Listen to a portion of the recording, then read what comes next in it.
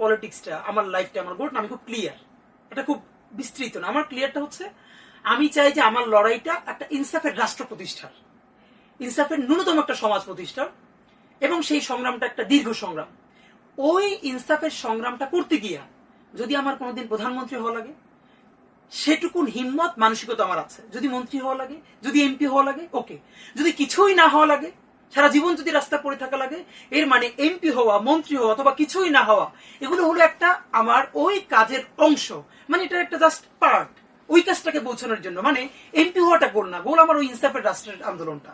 ইলেকশনটা করতে চাই পুরাতন ধারার রাজনীতিবিদদের জন্য, রাজনীতিটাকে কঠিন করে ফেলার জন্য। এবং সেখানে আমি খুব স্পেসিফিকলি কিছু বলেছি, আমরা কিভাবে পলিটিক্সটা করতে চাই, কিভাবে ইলেকশনটা করতে চাই।